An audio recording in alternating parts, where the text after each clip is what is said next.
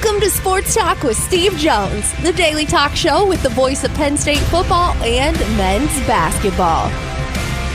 You never know what special guest may stop on by any given day.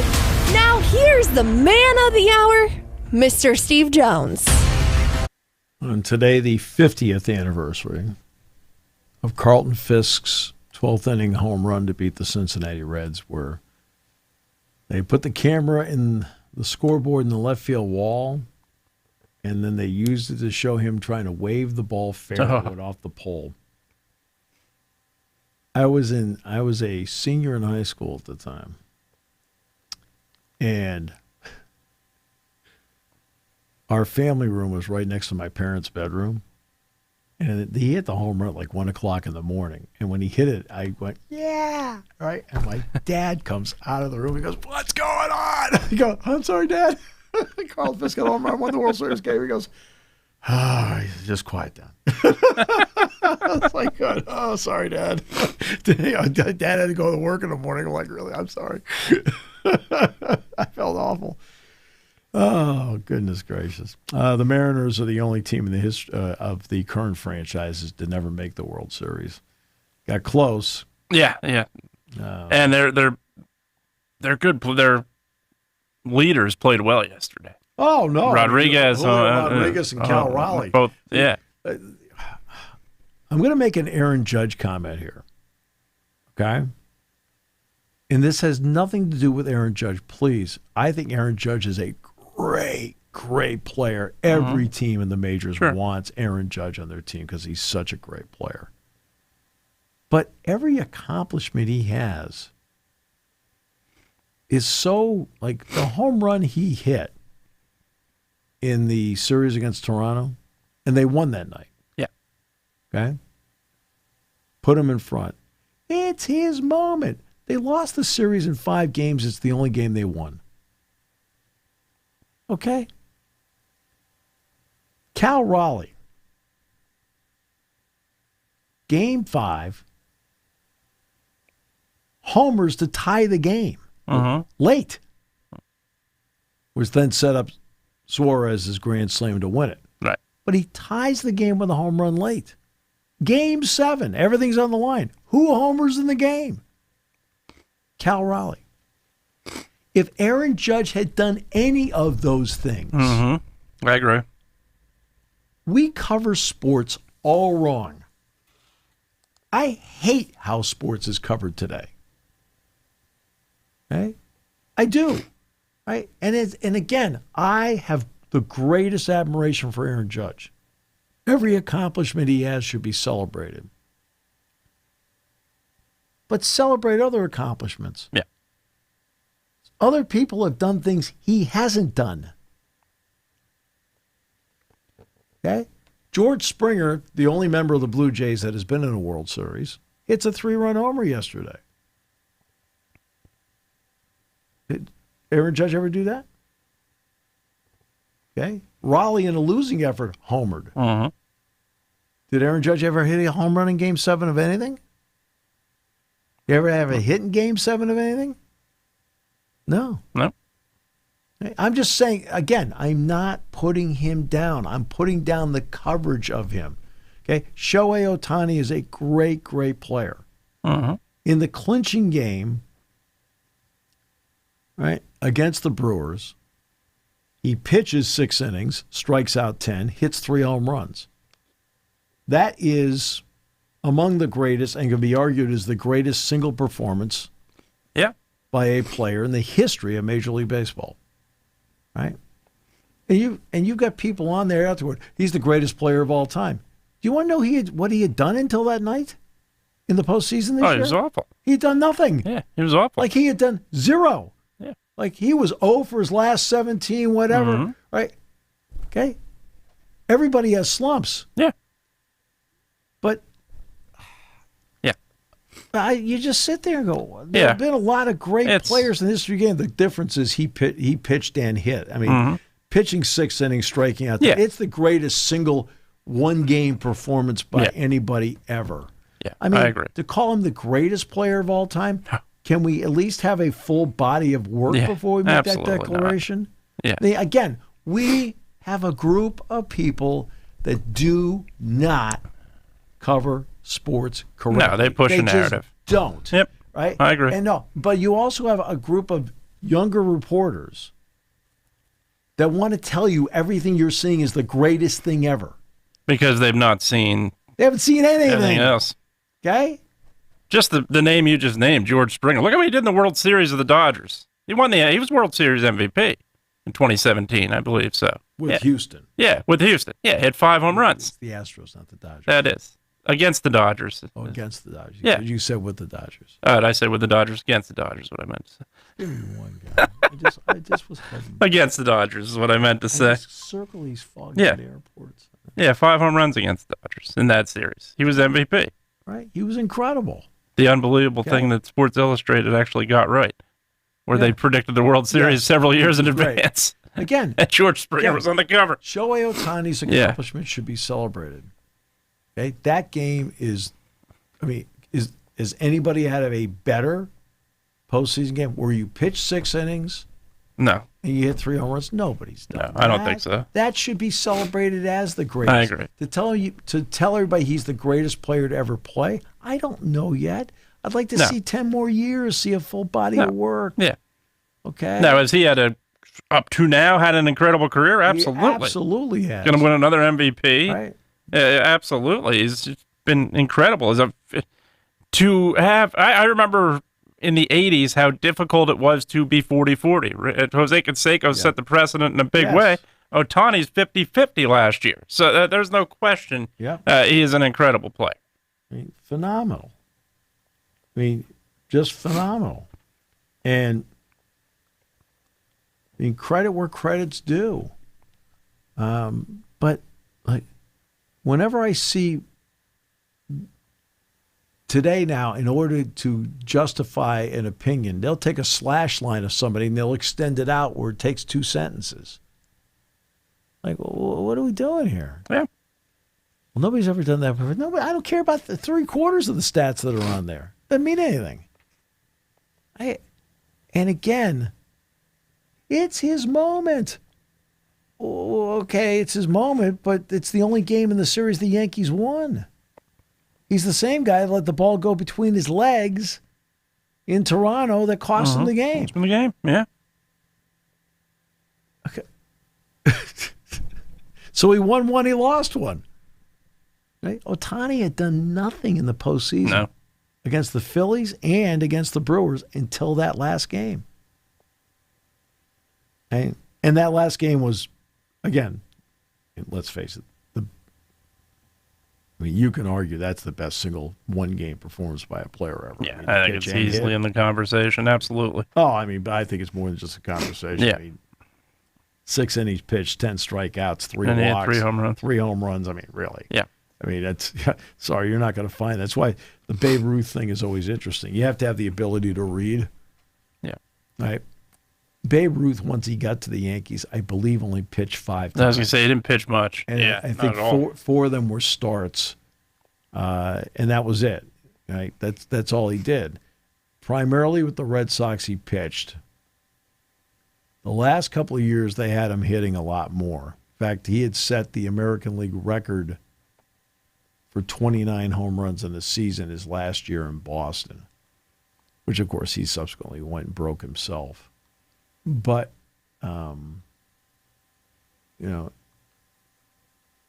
I said about, look, I never saw Ruth play. Of course I didn't see him play.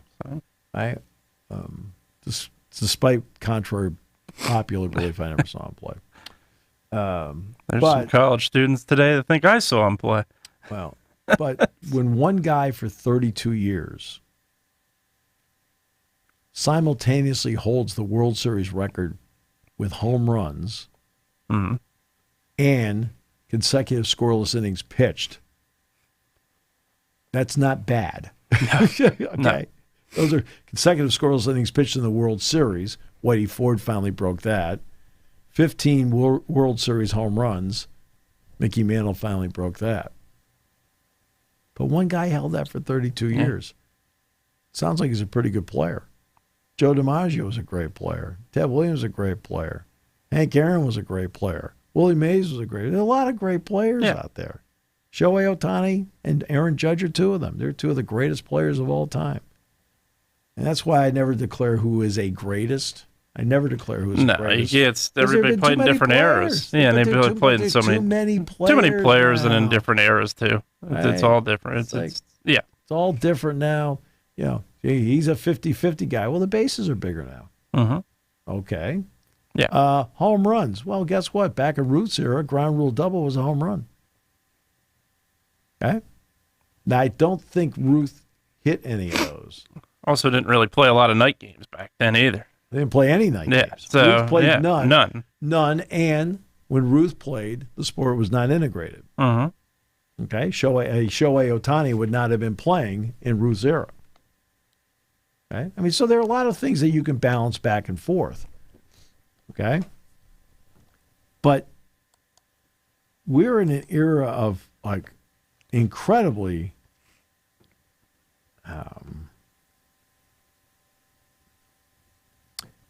people are not enamored with media. Well, and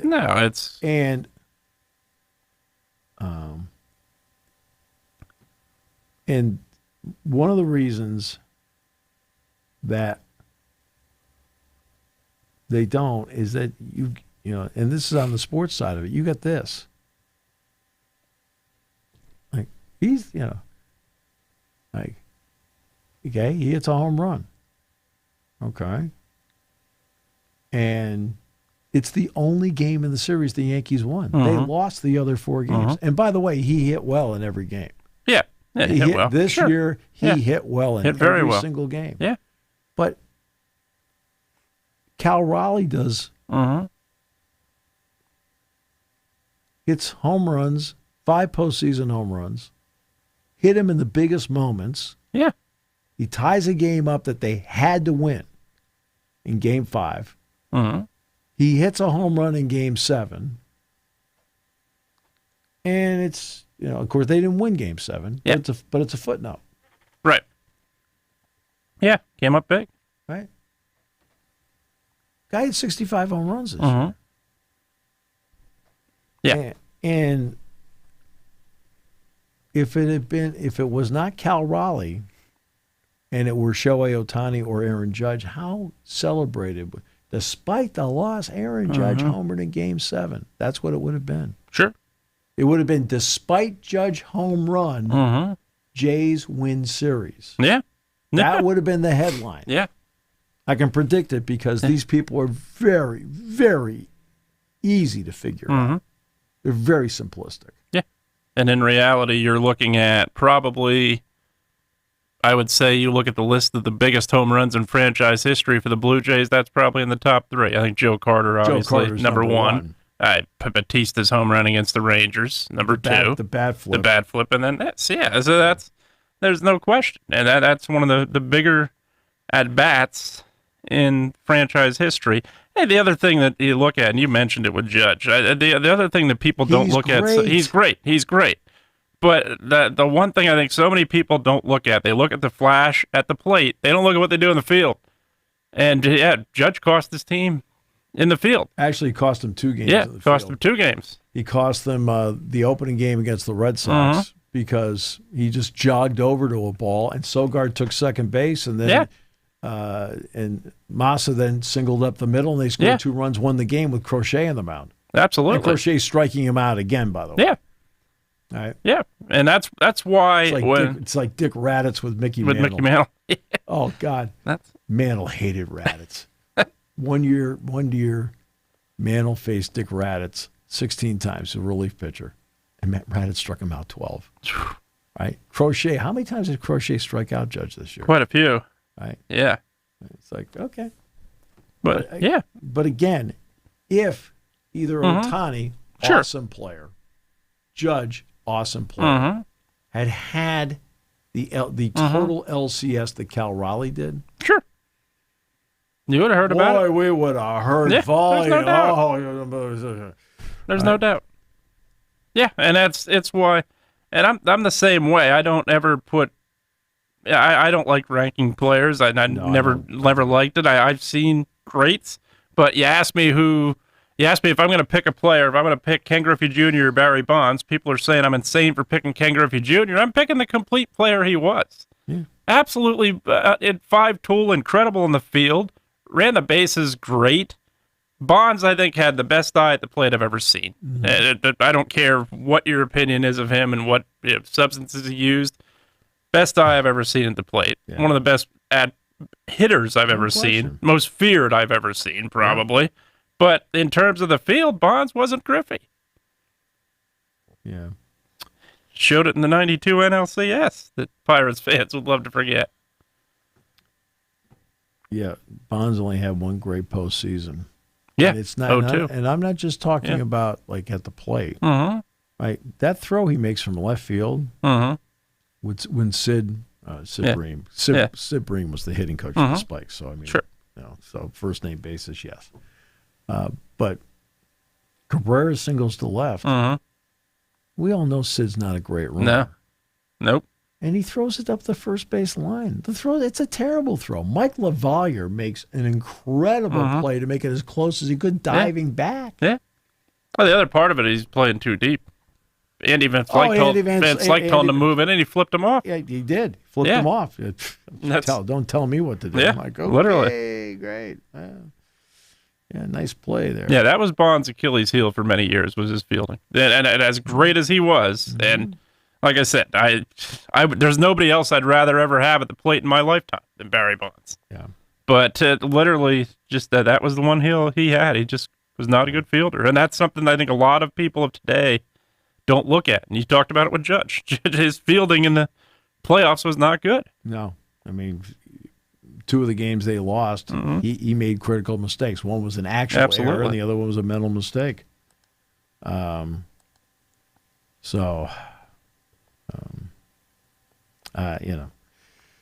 It's just like you said, this is the old, get off my lawn, the whole thing. No, I agree. I completely agree. I just don't like the way sports is covered these days, and and that's not the case locally. I mean, the local reporters generally do a pretty good job. I think. How many times have I praised the beat reporters for Penn State? Absolutely, I think they do a great job. And that's the same goes for Phillies reporters and Yankees reporters. But what's the difference between the Penn State beat reporters and some of the other people we're seeing on TV right now? They see them every day. They're here. They're covering the team. They're experienced. They actually have like they have chops. Yeah. Been there, done that, seen it. They've been here every week, too. Right? Every week they cover it, the whole thing. I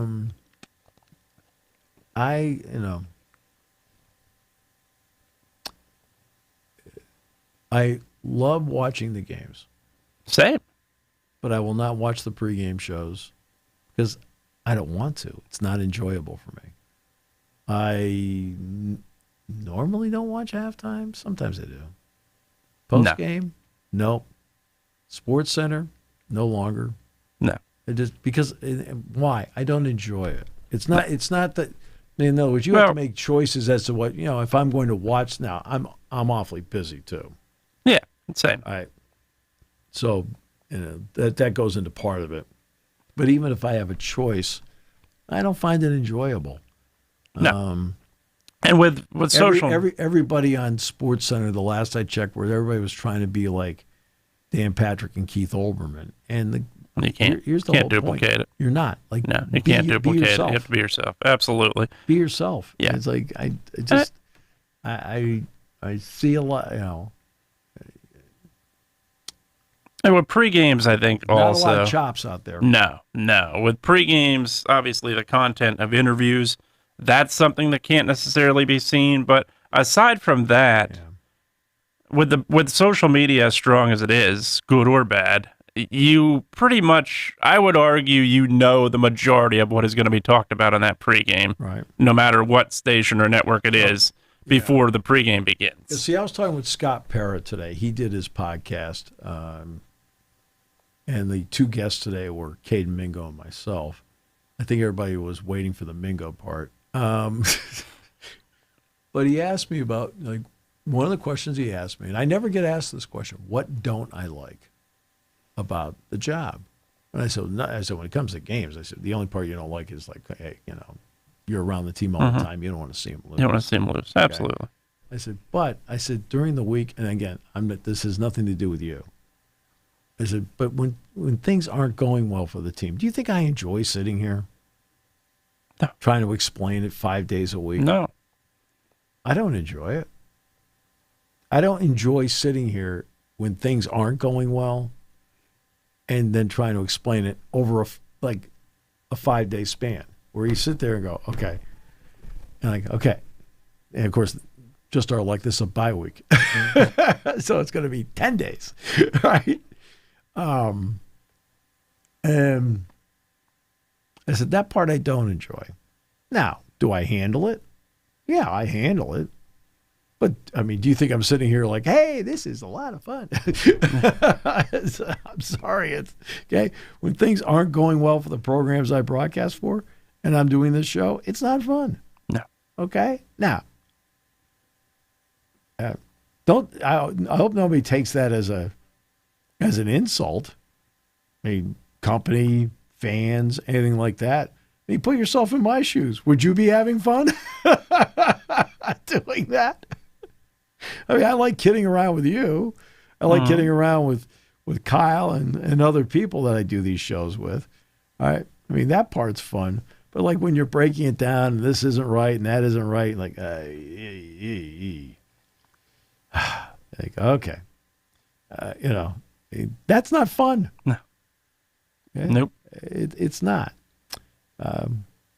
So, okay. I did talk about this yesterday. And this I do find interesting. One of the reasons I do talk about the money part is I find it fascinating. But what was your reaction when I gave you the numbers yesterday? Surprised.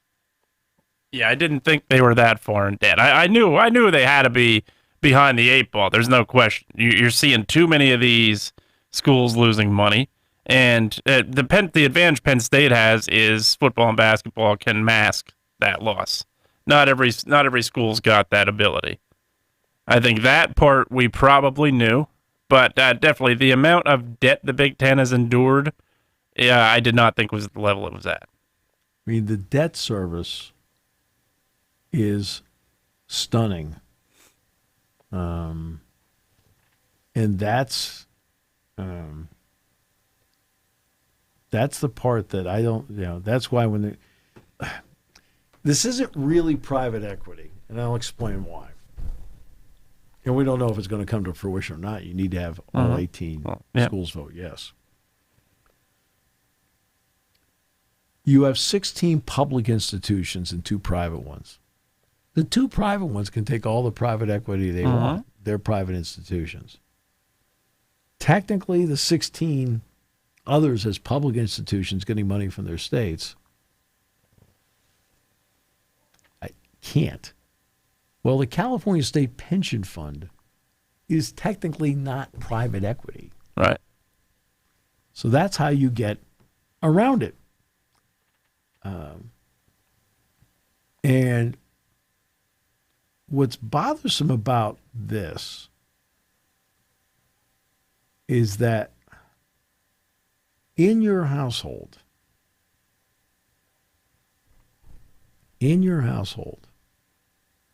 you are doing everything you can to break even or have your revenue exceed your expenses.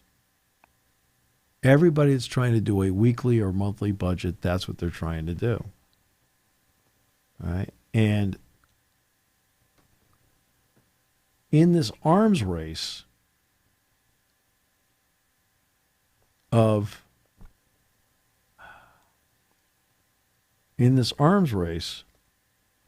that we have going on right now in sports,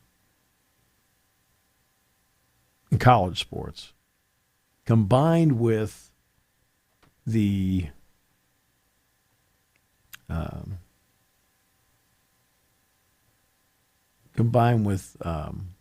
the players now getting money, it is getting to be Is it out of control? No. It's not stable. But I think when we're giving you the numbers, it is absolutely stunning. Mm-hmm. Because these are numbers that people never, okay, can you be too big to fail? Yes, you can still fail no matter how big you are. Absolutely. Right? And I at least give the University of Michigan, now they have an interim president, so their Board of Regents has a lot more sway right now. There are tiered distributions based on the value of their athletic programs and what they contribute. Okay, UC Investments, which is the investment fund of the University of California pension system. So it's UC Investments. It is run separately from UCLA, and also it's run separately from Cal. Michigan and USC are the two that have been balking at this. Okay, and so state agencies, it limits what kind of investment those members can receive and what they can provide as collateral. Okay? And when you're looking at the debt service in the Big Ten, okay? Now, this is the 16 schools, all right?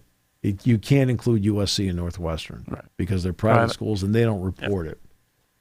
But if you're able to do research and you have the ability, which I question sometimes some people do, of being able to add and subtract, right? There are two sheets that mean everything to you. You can do, here's our financial report, right? This thick, right?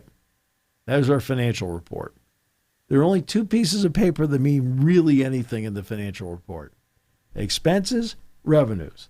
Revenues, expenses. That's it. Well, right now, as of fiscal 2024, the Big Ten 16 schools have $2.32 billion in athletic debt. Okay?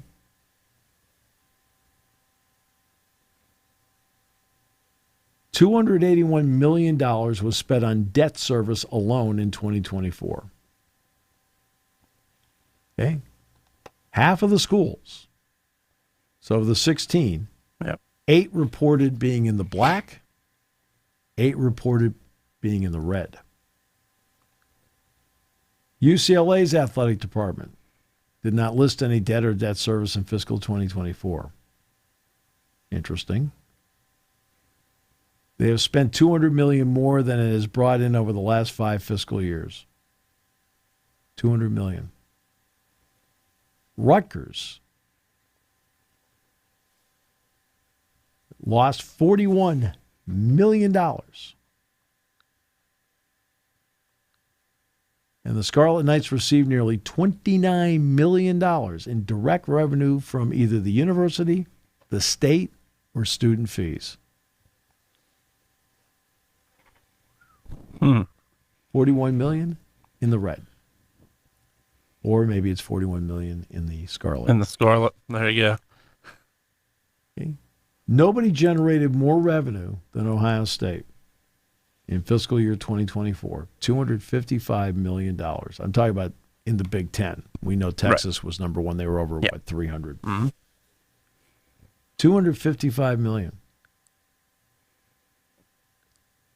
They were $37 million in the red.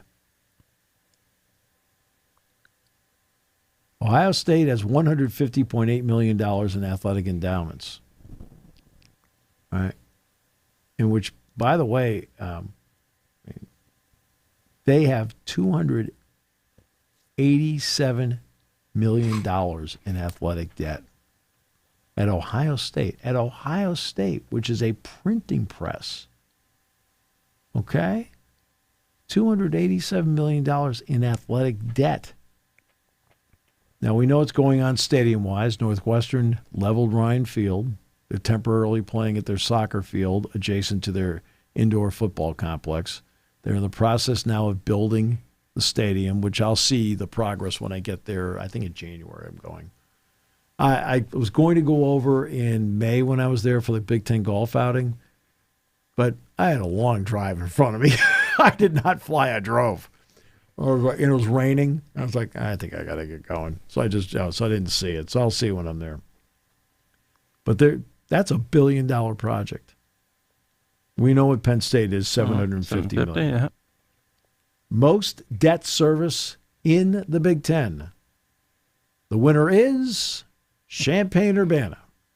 The University of Illinois, $312.5 million.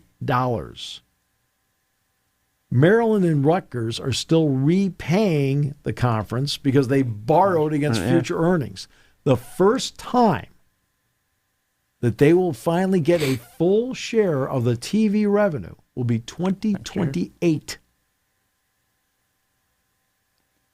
Oregon and Washington are getting half shares through 2030. Now, this year it's been reported the media deals will be $82 million per school. That means they would get $41 million each. That's still exponentially more money than they would have had in the Pac-12 deal. So while they're not on even footing with the other members of the Big Ten yet, they're still better off in the Big Ten than they would have been if they had stayed in the Pac, whatever number they want to pick this week. Okay. All right. So this is what you're facing here. Okay. Michigan Regent Mark Bernstein said, who would have thought that the Big Ten Conference would need a bailout like this? And make no mistake, that's exactly what this is, a very big payday loan. Until these soaring expenses are addressed, throwing money at short-term problems is akin to opening another credit card, said Jordan Acker. These people are not wrong. No, I don't think so at all. They are not wrong. Yep. I mean, and if you were to have told athletic directors 10 years ago, so let's go back now to 2015, then in 25-26, you would get $82 million each from your TV deal. This is in 15 and 16. I said 10 years ago. They went, oh my God, we're rolling in the gravy train. That's what they would have told you. Sure. We are rolling in the gravy train. Instead, they are getting the $82 million, or scheduled to, and they're trying to figure out ways to get more money because it's out of control. It is impossible. Not impossible. It is very, very rare. How about that? That other sports outside of football or men's basketball can make money. All right. It's very rare. Penn State men's ice hockey gets kind of close. Yeah. Right? They fell short last year. Yeah. Right? And they sell out almost everything. Yeah. Okay? It tells you how hard it is. I've used the wrestling one before. I mean, best single program in the country, maybe the best single program since UCLA men's basketball. Okay? I don't care what Iowa wrestling did before. Who cares? Really. At Oklahoma State. I mean, really, who cares? You know, the different, whatever. This program? Yeah, second to none. Second to to I agree. Right? It's probably the best single program in collegiate athletics since UCLA men's basketball under John Wooden. Yeah, okay? I agree. And right, sell out everything. Go in the Jordan Center. Most of them sell out. Yeah, I think they did 3 last year. 1 sold out. The other 2 were. Yeah, one was a last-minute decision, which didn't help because volleyball had that playoff. Right, and they did it for the good of the volleyball program. Absolutely. No, Cale did it for the right reasons, but they drew 7,000 for Wyoming. So they drew a little bit more than they would have drawn at Rec Hall. Yep. People had made their plans or anything like that. I've got that. Yeah. And the other one wasn't quite a sellout. Michigan. Yeah, Iowa was. Yep. Iowa was. But those are still huge numbers. Let's not pretend they weren't huge numbers. No, absolutely are. Michigan was still a gigantic number. All right. So you do everything right. mean, everything right. You're the best. You're entertaining. You are beloved by your fan base. And because of the media deals, right? And again, it's because of the media deals, you lose $2 million. Iowa sells out a lot of wrestling matches. And they lost 1.7. Yeah. Right? And then there's the Perfect Storm program. Yeah. And that's Iowa women's basketball with Caitlin Clark. That was during the last year. season. Yeah, her last year, yeah. They sold out everything. Mm-hmm. The men were drawing like 9,500 per game, something like that, you know. And they're selling out at 14,000 plus. They go on the road. They're the show. You name it. It's incredible. They did wonders for TV ratings, the whole thing. Sure. And again, this is where, again, why don't you trust media? Okay? I'm reading all these articles about, from the Iowa point of view, when they release their financial statement. You know, because Penn State releases theirs, and we talk about it. That's why we know what the numbers are, expenses versus revenue. And I think, well, there's a lot to it more than that. No, there's two pieces of paper, people. Yeah. Expenses, revenue, expenses, okay? After that, you can play all the little games you want with it, okay? Okay? But in the end, there is a bottom line. All right? Well, every story was about how they drew more, you know, and then they would say, "What? But there are other expenses with women's basketball that weren't there, and that, you know, before, like even in the Kinnick Stadium game they played, there was a lot more expenses with it involved." You know, they explained all that and explained it very well. You know what they never put in the article? How much money they made or lost. Yep. Not one article did I read. Athletic. Well, that's Cedar Rapids Gazette, Des Moines Register. I read them because I was interested. Like, geez, they had to have done well. Right? They had to have. Well, finally, equity in athletics, okay, which goes to the Department of Education, the numbers you have to report to their website, finally came out in, I don't know, March, April? Yeah. They lost $3.6 million on women's basketball at Iowa. And you look at $3.6 million. And they had the perfect storm. Absolutely. The perfect storm. And yes, they were on Fox. And yes, in the NCAA tournament, they were on ESPN. And they're selling out. Everything's right. You can't have a better, right? Penn State Wrestling has a perfect storm. Great coach. Yeah. Right? Great program. Entertaining style. Charismatic wrestlers. Awesome fan base. Sells out everywhere. You've got every single box checked. Right?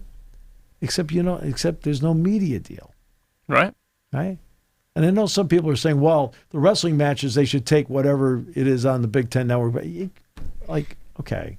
You want to know why it's on the men's basketball ledger? Because they're on the TV outlet 28 times versus 5. Versus 5. Yep. Okay? So you got it, right? And this is where, if I have one more person say to me, right, well, if it wasn't for the TV deal, they'd be losing money. What do you want them to give the check back? You want to give the check back? I mean, there's certain economic realities in this. Okay? So let's take, for example, Penn State in 2023 makes the NCAA tournament. Okay? So everything's done in units. And the units go over a 6-year period. Right? So Penn State won a round, which means they got 2 rounds, 2 units. Yeah. Okay? At about $350,000 a unit. That's $700,000. Yeah. Times 6. That's $4.2 million. Okay? You want to know what the payout is for the NCAA Wrestling Championship? $48,000 a year.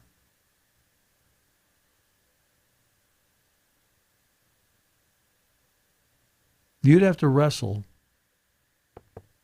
Now, it's going to go up. It's now the new contract, it'll go up. It's not going to go up that much. No, because, it's not, yeah. because most of it went to the women's basketball tournament. Okay, I'll explain that in a second. But you'd have to wrestle for 92 years to equal what Penn State did in a weekend in basketball. In terms of getting NCAA money. I'm talking about the money part of it, okay? And all right. And that's going to be the next big thing because there's a lot of contracts coming up at the end of this decade in the early part of the 30s, and one of them is the NCAA men's basketball tournament. Yeah. Which right now, with Warner Brothers Discovery, Turner, and CBS, pays out $1 billion a year. The women's basketball tournament got a great increase from about $20 million to $65 million. That's $935 million less than the men's tournament.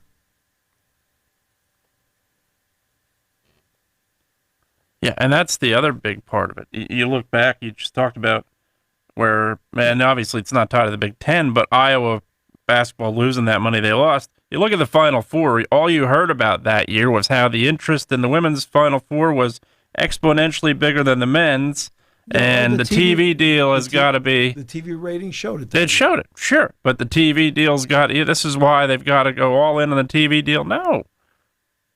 There's not a proven track record where you would rather have the women's tournament over the men's tournament. It's not close.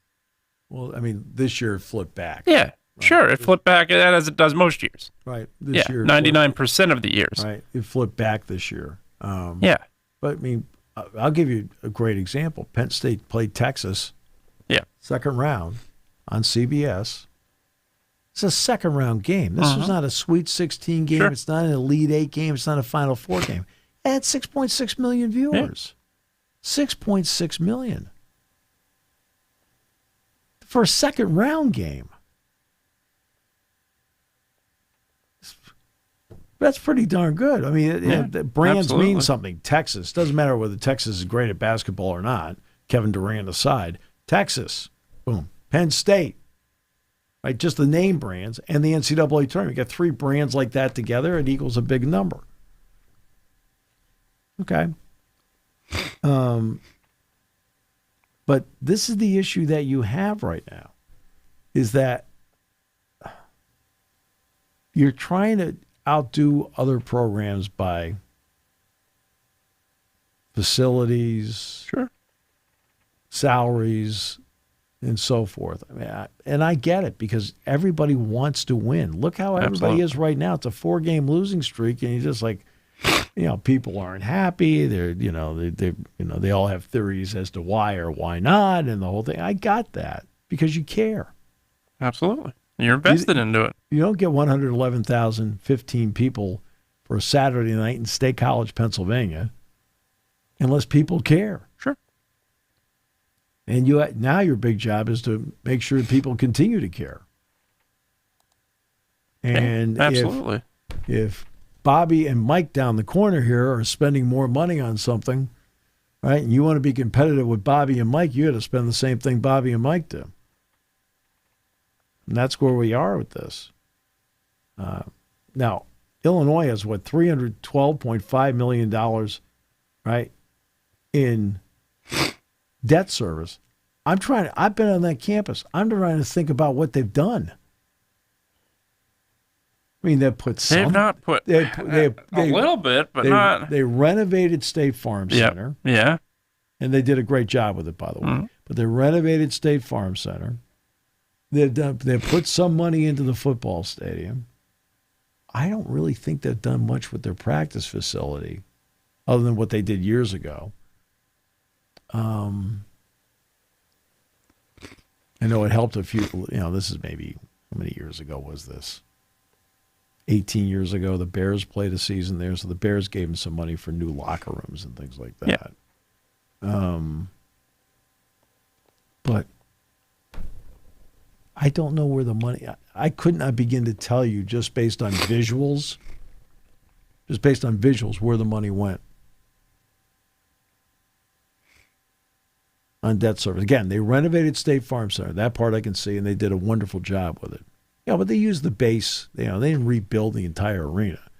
They like flatten it and rebuild it all. They used the basic shell and took care of the inside of it. They've done some things to their stadium, but that's a big number. Absolutely. $312.5 million in debt service. And I don't, you'd have to explain to me where that goes. I don't know. Right? I mean, Ohio State owes $287 million in athletic debt. Like, really? Yeah, that's surprising. Yeah, that's I mean, I don't know. They renovated their stadium in the early 2000s. Mm-hmm. I remember it took a half an hour to go up the freight elevator. Yeah. It's just like, okay. It's like, you're in there. Yeah, I hope we get there. Did some work with their arena, too, but... Yeah, but that's not... They made a mistake with that arena. Yeah. Yeah, it's not a college basketball arena anymore. No, it's too big. That's what I mean. It's too big. It's 19,000 seats. Yeah, absolutely. Again, they built the arena there. Okay, you're always doing it to the times you're in. Right. And when they built it, it's like, wow, look at this place. It's a Taj Mahal. It's 19,000 seats and the whole thing. And to be honest with you, you know what Ohio State's basketball arena and hockey arena should be? 10,000 Probably about 10,000 or less, yeah. 10,000 seats. Yeah. Jordan Center? The Jordan Center should be, no offense, should probably be 8,000 seats. 8 to 10. Now, yeah. It would tie the hands of the Jordan Center people about attracting concerts. Exactly, attracting the events that aren't Penn State related. Right. Absolutely. I mean, it would, I'm just saying as a basketball arena, it should be 8,000, 8,500, somewhere around there as a basketball arena. But as an event that has concerts, Springsteen, McCartney, Taylor Swift, and so forth, and the people, even McIntyre that they've brought in over the years, right? They need the 15,000 seats because if it's, imagine how much money you have to charge to get those kind of acts in there in a smaller arena. No doubt. See, the smaller the arena, the bigger the prices. Bigger the prices, absolutely. Because the artist demands. And you're not going to get, the bigger artists are not going to play an 8,000 seat venue. That's just for their image sake. They're not going to do it. Right. Yeah. Right. And again, the price of the ticket because okay. Yep. I need this number. Okay. Well, I only have 8,000 to 9,000 seats to sell, so the ticket price is going to be this number. That right? Exponentially. If it's 15,000 seats. Right. I can bring the number. Bring it down a little bit. We can get it to Yeah. Right. So I understand that part. Yeah. But different time, different era. Why are the Bills? Well, why is Terry building a 65,000 seat stadium? When Terry bought the Bills, their stadium was 80,000. Yeah. Okay. Now it's been reduced because of they put more suites in and so forth, right? But this stadium 65,000, right? That's about the right size. Acrisure Stadium is the right size. The Lincoln Financial Field is the right size. Yeah. Right. These are the right size places. I mean, Levi's Stadium, right size, but it's a dump. Darn right. Who plays there? That's. I think the soccer team play there at some point. Your team. Yeah, they play there. It's a dump. They're playing the Super Bowl there this year. They are. Yeah, it's been a couple times. The Super Bowl 50 was there. Yeah, but.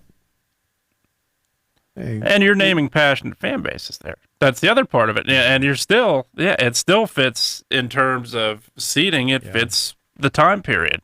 Right. And that's what you're seeing because of TV and so forth. Absolutely. But yet Penn State prices. Penn State can't sit there and reduce the size of Beaver Stadium. No. I mean, there's a certain number. I know what the number is. There's a certain number they have to reach in terms of, of tickets per game that gets Penn State to the black. Yeah.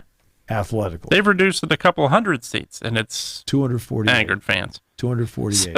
So and there's nothing you can do about that. You had to do that. That's why now when it comes to this hire, it's got to be a hire that, that in the end, I don't care, again, whomever they pick, I just want them to do a good job. Sure. Right? And remember, whomever is picked, there is an excellent chance that whomever is picked is going to have more resources than whatever job they had before. They're going to have more resources here, which is going to give them an even greater chance of succeeding. Absolutely. Okay?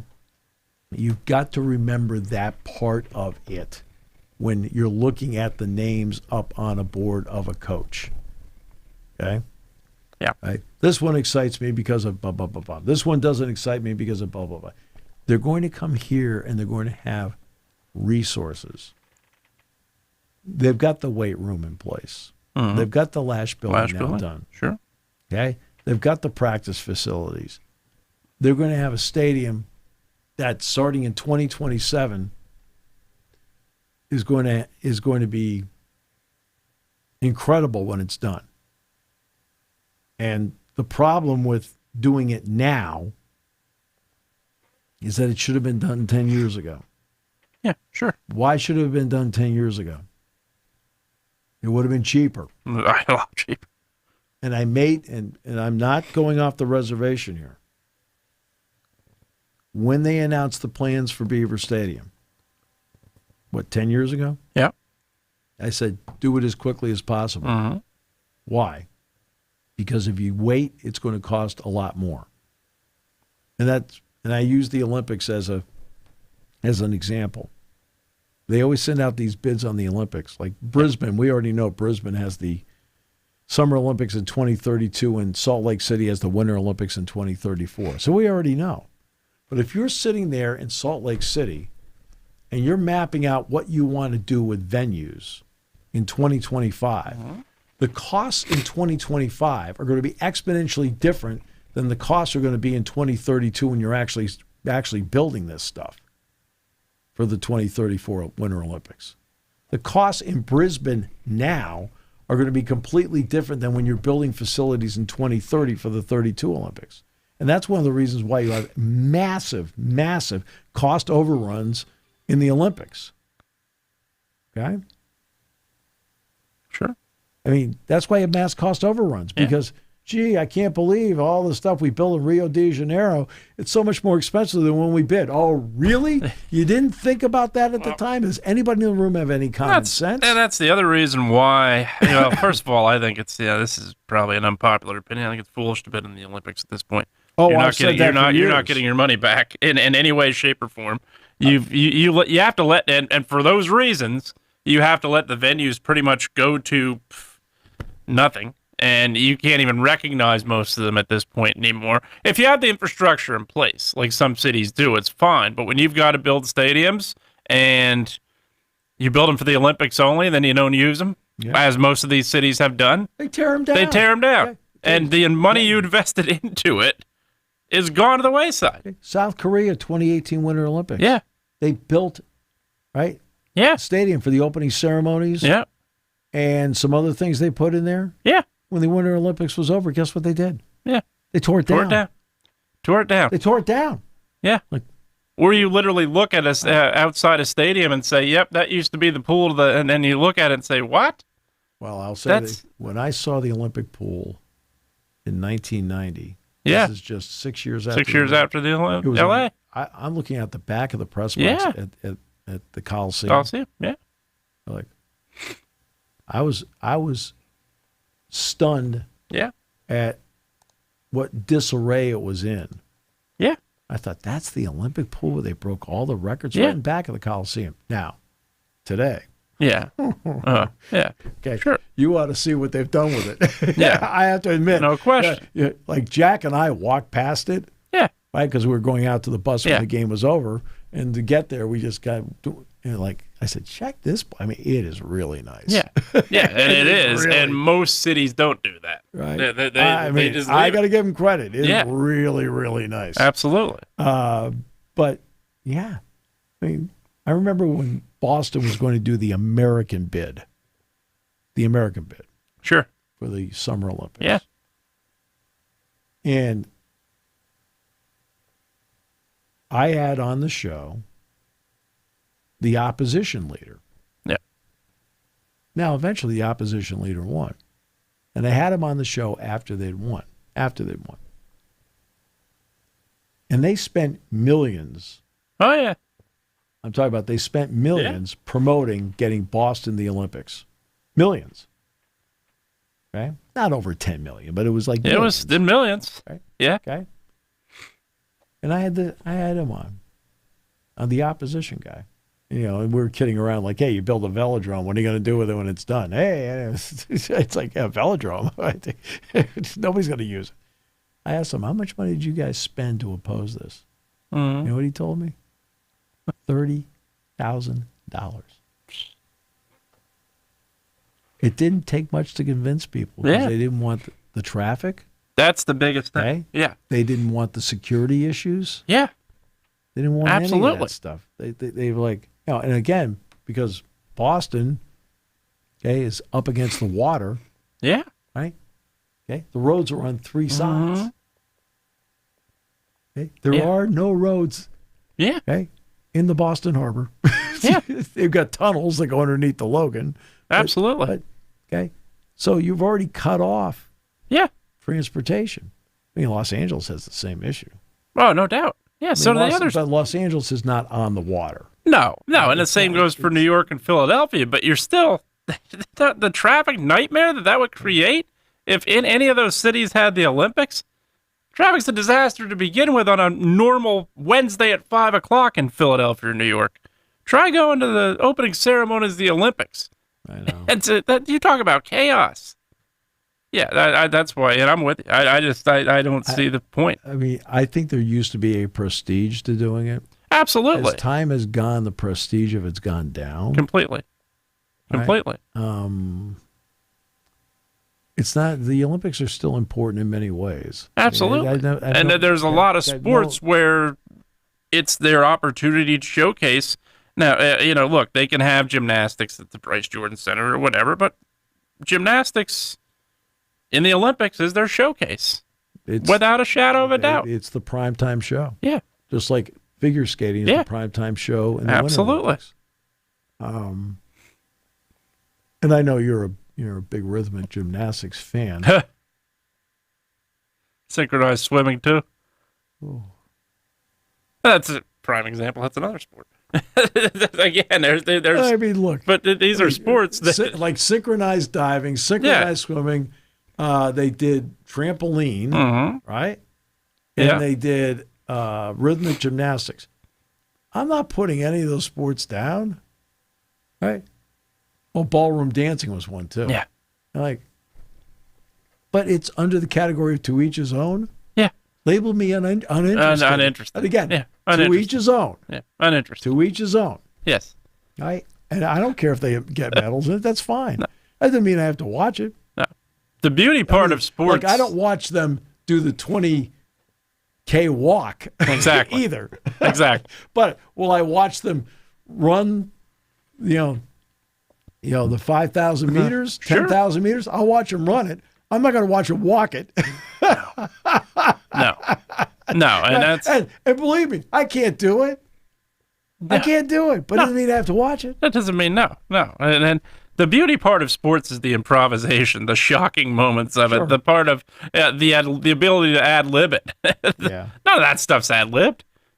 It might be. I admittedly am not glued to the TV when those are on either, so I can't confirm or deny whether it does, but I don't think there's much of it. I think a lot of it's rehearsed, and that's about it. But yeah, that's. But again, prime example. All of those are sports where they need the Olympics because that showcases who you are. And it takes incredible talent to do it takes it beyond incredible talent. And I totally appreciate the talent. Yeah. But it doesn't mean I'm obligated to watch it. No. No. But from a big standpoint of the Olympics, would we know who Michael Phelps is or Simone Biles if the Olympic Games didn't exist? No. Right. Probably not, because it's their sports. But basketball, prime example. Would we know all of those players if the Olympics didn't exist in the United States at least? Absolutely. Yeah. Yeah, not a shadow of a doubt. And by the way, the NBA on NBC returns this week. Is it this week? I believe so. Yeah. I think it's actually tonight. Tonight, yeah. I think that doubleheader is on NBC tonight, I believe. The Rockets and Thunder and Lakers and whoever the Lakers are playing. They're playing, I can tell you that. DeMarco named Big Ten Warriors Lakers Player Warriors. of the Week. Gee, this guy scores 1 billion goals. I would hope so. I would hope so. I mean, my goodness. I mean, Matt had 3 goals, 6-point outbursts in a series against Long Island. He's had a phenomenal. That line of J.J. Weebush, Charlie Serrato, right, and Matt DeMarco.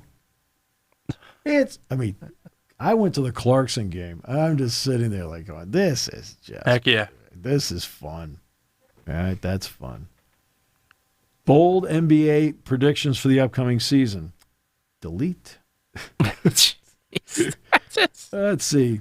Why is Florida... Interest will not be large until the playoffs when ratings increase. There's my bold prediction. Yes, Florida's supposed to almost always win. Delete. Let's see. More NBA bold prediction. Delete. Hall of Fame candidate. Delete. Kind of a nasty guy here today. Yeah. I gave my bold prediction in the NBA in about 30 seconds. They probably thought it through for 2 weeks. Oh. Just. Oh. So correct. All right. So, all right. Because there's no quarterback club tomorrow, because it's a bye week. We're back tomorrow. All right. I can almost see the excitement on your face, and I can't wait to see what shirt you attempt to wear tomorrow. That's right. I actually have to guest lecture in my old class tomorrow. All right. All right. Just going to get up there and tell them to work hard. That's right. I said, look, you can make it. There are 8 billion people in the world, and only 11 of them do both Penn State, both football and basketball in the Big Ten. That's right. So don't think that like the odds are against you. I mean, 11. There are only 11 of us that do both.